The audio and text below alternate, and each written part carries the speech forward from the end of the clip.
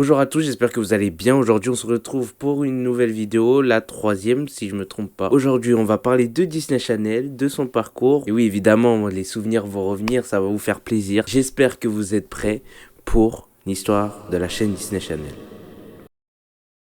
Bonjour, je suis Brenda Song de la vie de croisière de Zack et Cody et vous regardez Disney. Disney Channel est une chaîne de télévision américaine appartenant à Walt Disney Company. Ce sont des chaînes destinées aux enfants et aussi à la famille. Elles dépendent toutes de Walt Disney Television. En gros, c'est une chaîne de programmation qui essaie de garder ses valeurs familiales. Avant de lancer une chaîne de télévision Disney, Walt Disney avait envisagé dès le départ, en 1950, la production de ses propres émissions de télévision. Une simple diffusion des courts-métrages d'animation, idée proposée par son frère Roy. En 1977, les chaînes HBO et Showtime commencent à se faire connaître et l'idée de créer une chaîne de télévision Disney émerge au sein de l'équipe.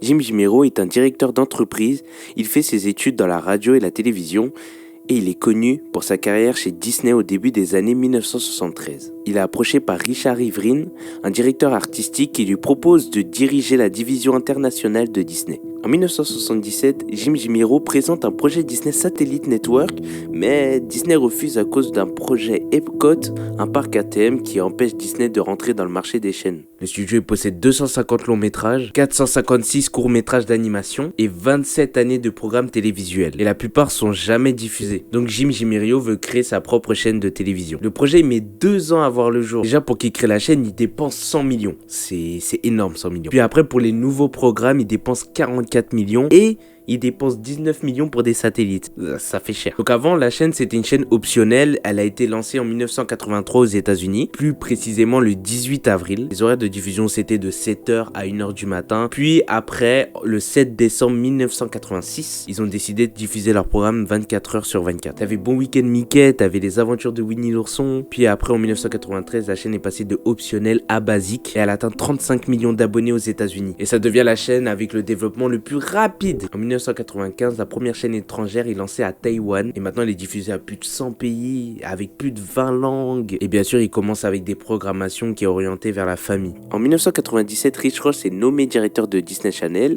et à cause de ce changement, le nom de la chaîne change et devient Disney Channel. Puis en 2002, Disney Channel a décidé de scinder en deux leurs blocs de programmes qui deviennent des chaînes. Donc on a le bloc Playhouse Disney qui devient donc une chaîne à part entière. Puis on a la chaîne Tout Disney réservée aux enfants avec Mickey, etc. La plupart du temps, c'est des dessins animés et des films. Et évidemment, là on commence à arriver avec des séries qu'on connaît très bien.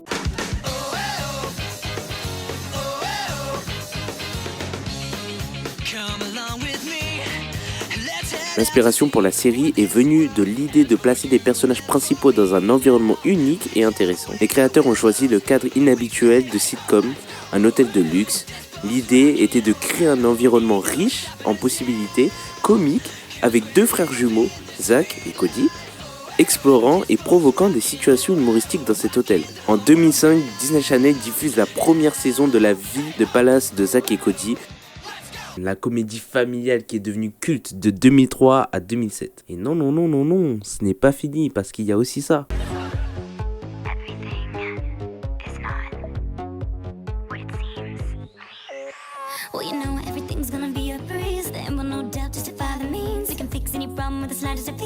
De 2008 à 2012, Les Sorciers de Waverly Place, la série où on a découvert Selena Gomez.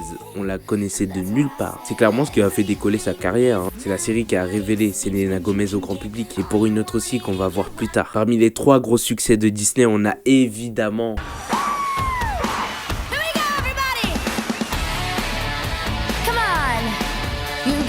Hannah Montana. Cette série mettant en vedette Miley Cyrus dans le rôle de Miley Stewart a été un énorme succès. Elle a non seulement captivé les jeunes téléspectateurs, mais aussi avec ses intrigues divertissantes. Et elle a également propulsé Miley Cyrus vers la célébrité en tant que chanteuse pop. Je crois que c'est le plus gros succès de Disney, clairement.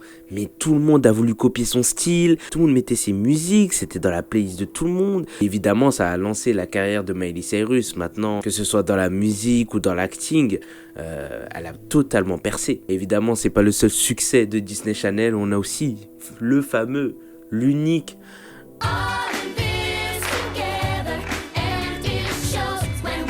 Bon là on est plus sur un film que sur une série, mais qui a connu quand même un immense succès sur Disney Channel. Ces films musicaux ont acquis une popularité mondiale et ont laissé une empreinte significative dans la culture populaire avec les chansons devenues des hits. Ah évidemment, High School Musical, 2006-2008. Et là j'ai encore les musiques. Les chorégraphies, les danses. Quand j'étais petit, moi je pensais le lycée ça allait être comme ça, vraiment. Je me suis dit j'ai hâte d'aller au lycée. Bon, au final tu te retrouves avec ça. Bon, c'est dommage. Ah évidemment c'est un peu comme Hannah Montana, hein, influence des vêtements, les musiques, mais surtout les musiques, parce que y a pas une musique qui est mauvaise dans ce film. Et en vrai Disney avait remarqué que c'était les musiques qui faisaient connaître leur film ou leur série, parce qu'il y en a qui connaissaient pas les séries, mais comme ils ont aimé la musique, ils sont partis voir la série. Et maintenant on va parler de cette série d'animation. Il y a presque 3 mois de vacances d'été avant que l'école recommence. Cette série d'animation a connu un grand succès grâce à son humour intelligent, ses personnages mémorables et ses intrigues inventives. L'humour intelligent, les personnages mémorables, mais tout le monde s'en rappelle. Tout le monde s'en rappelle de Candice. Même Ferb qui ne parle pas trop, on s'en rappelle de lui. Et quand il parlait, c'était exceptionnel. On était là en mode, oh il a parlé. Et c'est un concept tellement original, tellement bien trouvé. Ils ont trouvé cette petite méthode de nous faire rester dans cette série, de nous faire regarder tout le temps. Parce qu'à chaque fois, on espère tout le temps que Candice attrape les deux garçons et arrive à le dire à sa mère. Mais elle n'arrive jamais. Et c'est justement ce truc qui fait qu'on a envie de continuer à regarder, parce qu'on veut voir Candice réussir. Et ça, cette méthode, oh, ils sont trop forts. Et évidemment là je vais faire mes mentions honorables. Liv et Maddie.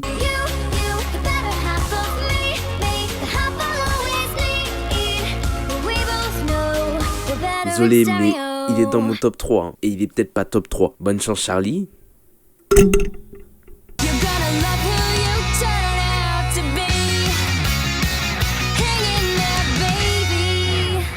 Et comme film, j'ai envie de dire Teen Beach Movie.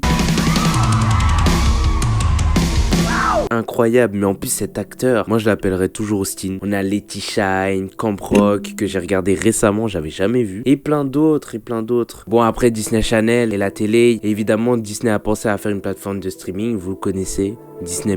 Et vous pouvez retrouver ces séries et ces films dedans. Mais avant ça, vous aurez pu trouver aussi en Blu-ray, en DVD sûrement ou en cassette. Ensuite, il y a des plateformes de location ou d'achat en ligne que vous pouvez faire. Vous pouvez payer directement sur internet pour voir la série ou le film. Notamment sur YouTube, il y a des endroits où vous pouvez payer directement pour avoir le film. Vous avez sur Google Play, iTunes, Prime Video. Et des fois, la franchise continue jusqu'à maintenant grâce aux produits dérivés avec des jouets, des livres, des jeux vidéo. On a des spin-offs aussi. On peut prendre l'exemple sur Harry Potter avec les baguettes qui se vendent toujours, ou les vêtements qu'ils ont toujours, les jeux vidéo comme Hogwarts Legacy par exemple, ou même la nouvelle série qu'ils vont faire sur HBO. Et à l'heure où je tourne, on a eu une news comme quoi les sorciers de Waller Place allaient revenir avec les mêmes acteurs qu'avant, à voir ce que ça donne. Après, j'ai un peu peur qu'ils cassent un peu la franchise, mais c'est à voir, j'ai pas envie de juger maintenant. Merci d'avoir vu la vidéo, j'espère qu'elle vous a plu. Dites-moi en commentaire si vous avez des idées pour les prochaines vidéos. Dites-moi dans les commentaires si vous avez des sujets qu'on pourrait évoquer. Écrivez-moi dans les commentaires si ça vous a plu, ça me fait extrêmement plaisir. Et surtout, dites-moi si vous avez envie qu'on parle de quelque chose. Bonne journée ou bonne soirée, ça dépend à quelle heure vous regardez la vidéo.